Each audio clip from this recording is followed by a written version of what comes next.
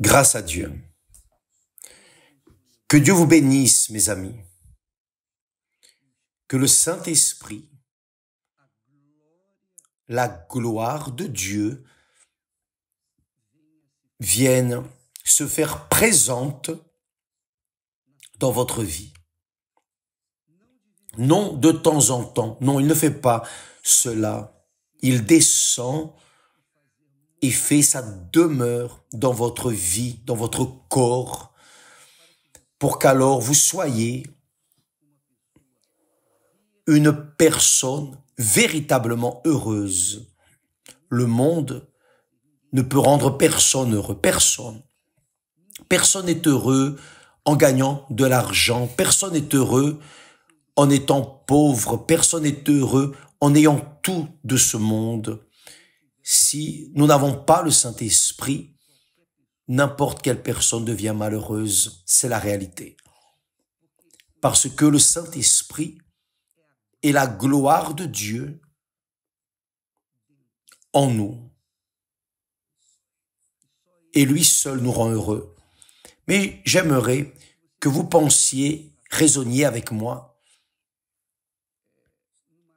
sur une question très sensible, mais très belle, très glorieuse. Je vais parler de mon expérience, de ce qui s'est passé avec moi pour mieux illustrer ce que Dieu veut faire dans la vie d'une personne. Voyez, faites attention. Je me souviens, lorsque j'étais jeune, j'étais un jeune qui avait tout, dans les conditions que papa nous donnait. Mais même en ayant ce dont j'avais besoin, ce que je nécessitais, même ainsi, j'étais malheureux. Et même en étant malheureux parce que j'étais quelqu'un de très complexé, car vous connaissez mes défauts physiques, et cela faisait de moi un jeune très inférieur aux autres jeunes qui étaient parfaits. Mais que s'est-il passé? Même étant complexé, je rêvais.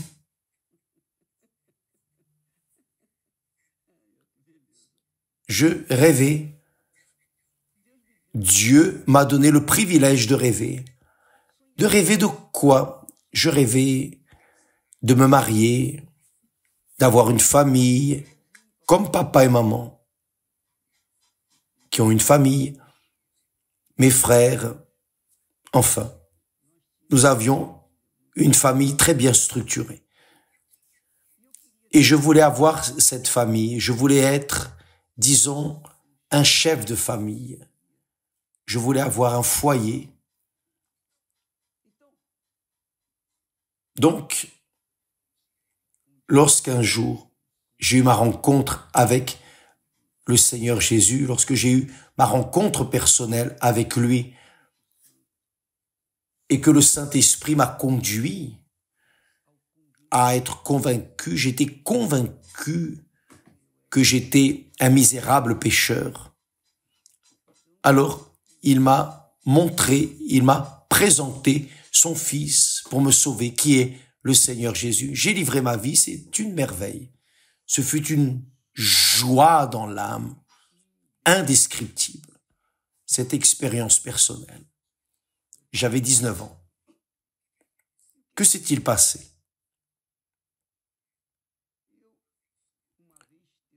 Après ma rencontre avec lui, j'ai voulu continuer d'essayer de réaliser mon rêve qui était de me marier. Mais maintenant, je ne voulais plus me marier avec n'importe quel jeune. Je voulais me marier avec une jeune ayant le même esprit que moi, le Saint-Esprit. Parce que si par hasard, je me mariais avec une jeune n'ayant pas le Saint-Esprit, certainement que je serais malheureux. Je savais, j'avais cette conscience que mon bonheur, mon rêve de conquérir, une famille, constituer une famille, devait être dans le modèle biblique, le modèle de la parole de Dieu. Donc, j'ai poursuivi ce modèle. Lorsque nous nous sommes connus, Esther et moi, ce fut une merveille. Nous nous sommes fréquentés, fiancés et mariés en 8 mois, en 1971. Et là, je me souviens de notre lune de miel. Nous sommes allés passer la lune de miel dans un hôtel à Cachambou, là où il y avait un hôtel d'une communauté évangélique où mon beau-père était associé à Cachambou. Donc nous y sommes allés. Quelle merveille! Quelle chose glorieuse! Nous sommes restés là 1 semaine. Ce furent des jours délicieux parce que j'étais heureux, Esther aussi. Et ce qui est bien, c'est que lorsque nous nous sommes connus intimement,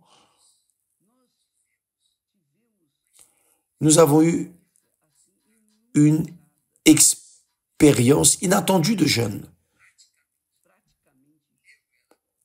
Pratiquement, je n'étais pas vierge, mais je ne savais pas ce qu'était l'amour véritable.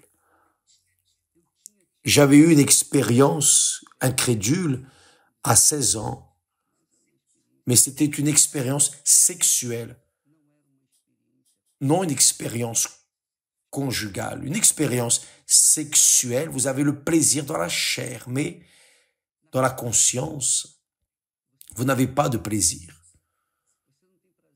Vous n'avez pas de plaisir dans le cœur, dans l'âme, parce que vous savez que vous faites quelque chose d'erroné. C'était ma conscience. Donc, j'ai eu une expérience ainsi. Mais l'expérience de l'acte sexuel, je me suis livré à la chair, au désir de la chair. Mais lorsque ce fut le mariage, la lune de miel, alors j'ai eu la pleine saveur de ce que veut dire alliance, mariage, de ce que signifie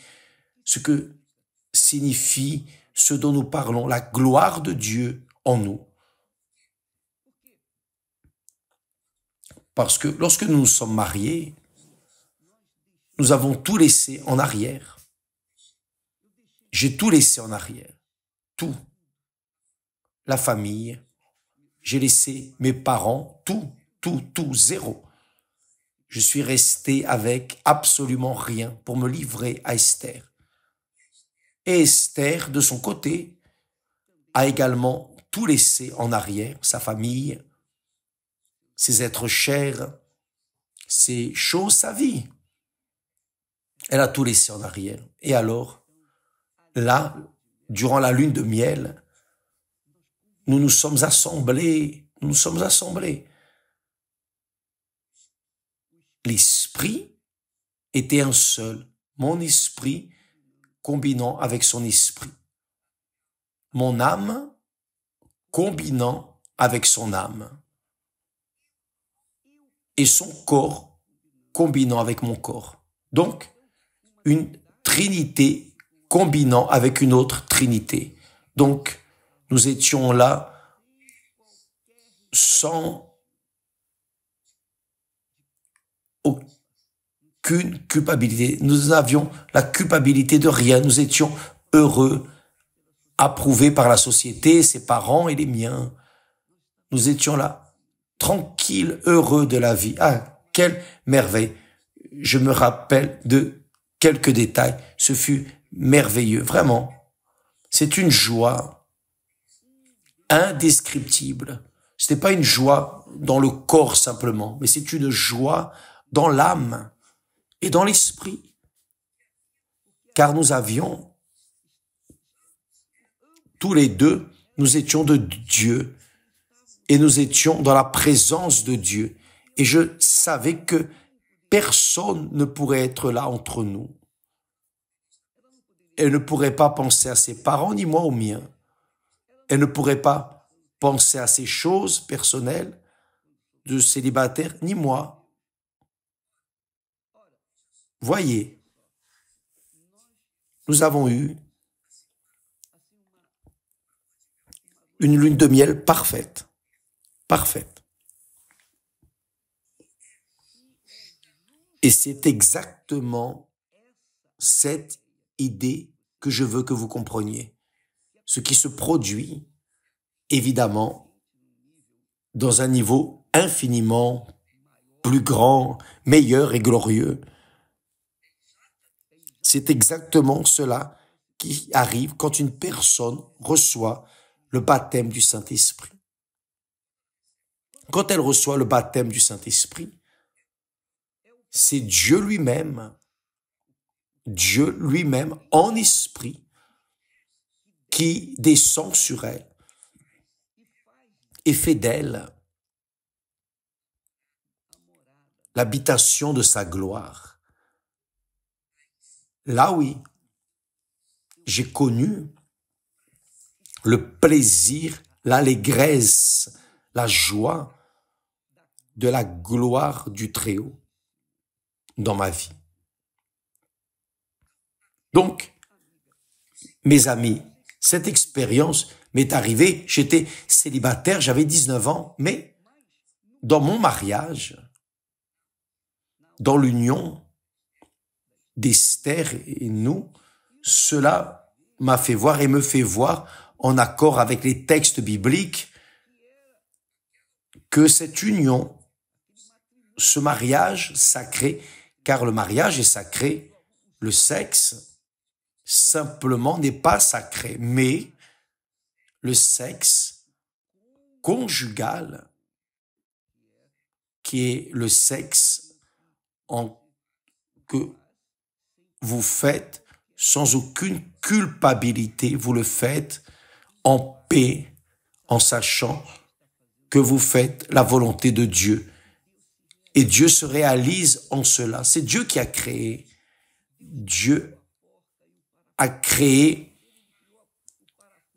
la vis qui est Adam et la cheville qui est Ève. Disons, pour que vous compreniez mieux. Mais c'est comme ça. Dieu a fait l'un pour l'autre. Et les animaux, c'est la même chose. Et Dieu s'accomplit, se réalise dans la multiplication de cette grandeur, de cette œuvre première qui est l'être humain. Sauf qu'évidemment, après que le péché est entré dans le monde, là c'est fini. L'homme a perdu le chemin de la vie. Il cherche, court après, pense qu'en ayant du sexe, il sera heureux, mais non. Parce qu'il ne sera heureux que si la relation sexuelle est dans le modèle biblique où sa Trinité entre dans sa Trinité à elle. C'est cela, mes amis. Vous pouvez me comprendre parfaitement. La Trinité de Dieu entre dans la Trinité humaine. Et c'est ce que signifie dire la gloire de la dernière maison sera plus grande que celle de la première. Car la gloire de la première, c'était Dieu, ce fut Dieu descendant dans un temple fait par des mains humaines, de pierre, du fer, etc., etc., etc. Mais maintenant, la gloire de Dieu se réalise dans la dernière maison qui est l'être humain, le temple du Saint-Esprit que nous sommes. Nous, c'est-à-dire ceux qui ont été lavés par le sang de notre Seigneur Jésus-Christ. Donc, lorsque vous recevez le baptême du Saint-Esprit, cela signifie que vous avez été choisi par Dieu. Choisi par Dieu. Cela signifie que Dieu a fait sa demeure en vous 24 heures par jour. Il ne descend pas, il ne monte pas, non, il n'est pas comme le diable fait avec beaucoup de personnes qui manifestent. Il sort, revient, monte, descend, comme l'ascenseur. Non, le Saint-Esprit, c'est Dieu dans toute sa plénitude, grandeur et gloire. Maintenant, il descend sur son œuvre première qui a été lavée, purifiée par le sang de son Fils, le Seigneur Jésus. Et alors, la gloire de la dernière maison fait que la personne qui l'a reçue soit véritablement enfant, fils, fille de Dieu. Et peut arriver à n'importe quel moment du jour, quelle que soit la situation, quelle qu'elle soit, où qu'elle soit, elle peut dire « Notre Père qui es aux cieux ». Voyez quelle beauté. Seuls les enfants ont ce droit, seuls les enfants ont le droit d'appeler le Père de Dieu, de Père. Il est Dieu, il est Seigneur. Mais maintenant, une fois que nous le recevons dans toute sa gloire, il est notre Père et nous sommes ses enfants. Donc, chaque fois que nous l'invoquons, au nom du Seigneur Jésus, qui est le premier-né de Dieu, le premier fils de Dieu, c'est-à-dire le Seigneur Jésus, comme premier-né, nous a donné le privilège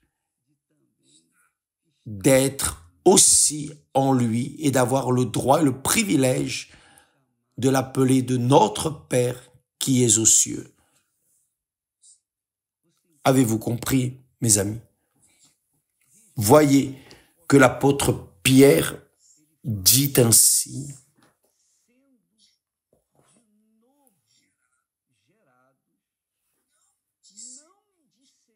puisque vous avez été régénérés, non par une semence corruptible. La semence corruptible, c'est la semence du péché, de la relation sexuelle, chair avec chair. Ici, la semence est incorruptible, c'est la relation. La semence est incorruptible. C'est la semence qui a été générée par le Saint-Esprit lui-même. Le Seigneur Jésus parle à ce sujet. Le Seigneur Jésus dit, celui qui est né de l'Esprit est esprit. Celui qui est né du Saint-Esprit est esprit spirituel. Celui qui est né, a dit le Seigneur Jésus à Nicodème, celui qui est né de l'Esprit est une semence incorruptible, c'est la semence de Dieu. Dieu entre en nous et fait de nous de nouvelles créatures. Comprenez-vous ce que veut dire recevoir le baptême du Saint-Esprit? Bien. Cela est possible. C'est seulement quand vous recevez le baptême du Saint-Esprit que vous serez heureux. Sans cela, c'est impossible. Vous pouvez gagner de l'argent, être guéri de ceci ou cela, gagner le monde entier, recevoir un miracle. Mais si vous ne naissez pas d'eau, qui est le baptême de repentance et du Saint-Esprit, vous ne serez pas heureux.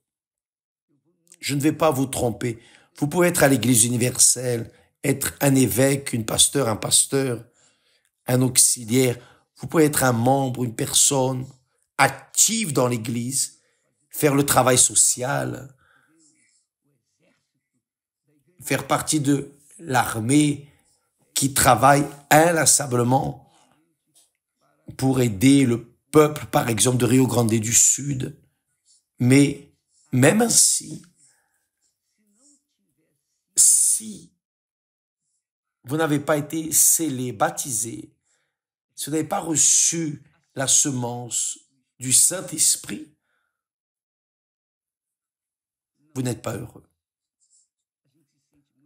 Nous nous sentons très bien d'aider le prochain. C'est un plaisir immense. Mais rien ne se compare quand le Saint-Esprit descend sur nous et fait de nous de nouvelles créatures, de Dieu. C'est une semence incorruptible, une semence qui n'a absolument rien à voir avec ce monde. Donc, vous comprenez que Dieu dit,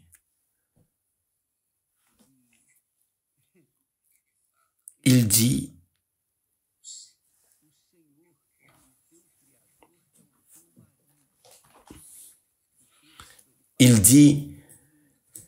dans une analogie avec Israël, avec Juda, Jérusalem, car ton Créateur est ton époux, l'Éternel des armées, et son nom est ton Rédempteur et le Saint d'Israël. Il se nomme Dieu de toute la terre. Et il dit, car l'Éternel te rappelle comme une femme délaissée et au cœur attristé, comme une épouse de la jeunesse, jeune, qui a été répudiée. Quelques instants, je t'avais abandonné, mais avec une grande affection, je t'accueillerai. C'est-à-dire, quand la personne reçoit le baptême du Saint-Esprit, elle est enlacée par Dieu, enveloppée par Dieu. Elle a une relation conjugale, spirituelle. Dieu entre en elle et fait d'elle une fille, un fils. Comprenez-vous maintenant ce que signifie la gloire de la dernière maison sera plus grande que la première. Ça, c'est la gloire de Dieu. Aucune personne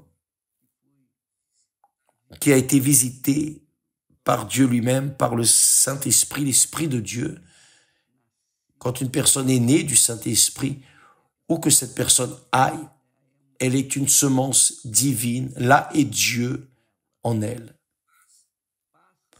Peu importe ce qui se passe, peu importe ce que la personne souffre, rien ne l'empêchera de maintenir ce mariage pour toute la vie et l'éternité. Donc, lorsque vous voyez quelqu'un faillir, sortir de l'œuvre, enfin, ayant des problèmes, c'est parce que cette personne a fait afin d'être mariée avec Dieu, mais elle ne l'était pas, elle n'a pas été mariée à Dieu. Elle est sortie parce que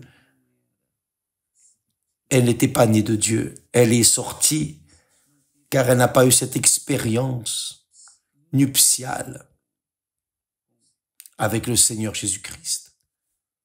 Donc, vous me demandez, évêque, qu'est-ce que je fais pour pouvoir recevoir le baptême du Saint-Esprit? Je veux avoir cette lune de miel avec Dieu. Je veux avoir cette lune de miel. Mais pour avoir la lune de miel, d'abord, vous devez vous marier à lui. Et pour vous marier, vous devez tout laisser en arrière. Père, mère, femme, mari, enfant, vous devez tout laisser. C'était pas ce que Jésus a dit. Celui qui aime son père, sa mère, plus que moi, n'est pas digne de moi. Celui qui aime son fils, sa fille, frère, n'est pas digne de moi. Pour vous marier à lui, vous devez vous déchirez, vous dénudez de tous les attachements que vous avez aux personnes, aux choses de ce monde. C'est difficile de faire ça, c'est difficile. Mais ce n'est pas impossible. Dieu ne va pas se marier avec une personne attachée à quelque chose. Il ne va pas s'allier, faire une alliance à quelqu'un qui est prisonnier à des choses ou des personnes. Non. Il ne s'allie qu'aux personnes qui vont, disons, vers la chambre conjugale. Pardonnez-moi de parler ainsi, la chambre conjugale, sans aucune culpabilité. Ah, je suis triste parce que j'ai laissé papa, maman, ceci, cela. Son argent, ses biens, ses propriétés, ses richesses, son nom, sa réputation, à tout laisser derrière. Non, mon Père, me voici dénudé, prêt à te recevoir comme mon Seigneur, mon mari, mon époux. Comprenez-vous l'analogie du mariage sacré avec la réception du Saint-Esprit? Comprenez-vous l'analogie sacrée entre recevoir le Saint-Esprit et la relation conjugale avec la personne à qui vous vous êtes marié avec amour et vice-versa? Et là, dans la chambre, dans votre vie, à partir de là, il n'y a plus de culpabilité de la relation conjugale. Parce que c'est une chose sainte, saine, créée par Dieu. Le mariage est si sacré que Dieu, saviez-vous cela, mes amis? C'est lui qui a créé le mariage. L'alliance, les alliances que Dieu a faites avec Israël représentent le mariage. Mais Israël a failli. Israël a trahi la confiance de Dieu. Israël a tourné le dos à Dieu. Et c'est pour cela qu'il en a souffert les conséquences. Avez-vous déjà lu? Je vais parler plus. Saviez-vous que le Saint-Esprit est jaloux de nous? C'est très fort. Voyez le genre d'amour. Dieu est jaloux de son aimé, qui est son Église, sa fiancée, qui est sa fille, son fils, pour lequel il a donné sa vie. Il a donné sa vie. Il a conquis notre vie. Ce n'a pas été gratuit, non? Ce n'est pas de la magie, non? Il a donné sa vie contre la vôtre pour que vous puissiez être à lui et seulement à lui et de rien d'autre et personne d'autre. Il ne vous partage avec personne. Il ne nous partage avec personne. Mais lorsque nous le trahissons avec les choses de ce monde, les dieux de ce monde, alors vient l'enfer. Viennent les problèmes que nous voyons là dans les mariages défaits, les divorces, n'est-ce pas? Qui aime le divorce? Qui aime le divorce? Dieu, mes amis, vous accepte comme vous êtes, que vous soyez divorcé, célibataire, séparé, que vous soyez séparé, peu importe, mais vous devez venir complètement nu, sans rien, zéro, sans absolument rien, et vous mettre sur l'autel. Voici ma vie, mes passions, mes rêves, mes objectifs, mes vanités, mon tout, je le mets sur l'autel. Je me livre en esprit, en âme et avec mon corps. Voici ma vie. Là oui, le Saint-Esprit vient et vous reçoit au nom de son Fils Jésus, grâce à Dieu. Que Dieu vous bénisse aujourd'hui et toujours. Que Dieu vous bénisse au nom du Seigneur Jésus. Amen. Si vous voulez en savoir plus, alors il est bon que vous participiez aux réunions à l'Église universelle. Aujourd'hui est un jour spécial dans l'enseignement des Écritures sacrées, dans l'enseignement de la parole de Dieu. Et si vous voulez avoir plus d'informations, que Dieu vous bénisse tous aujourd'hui au nom du Seigneur Jésus. Amen.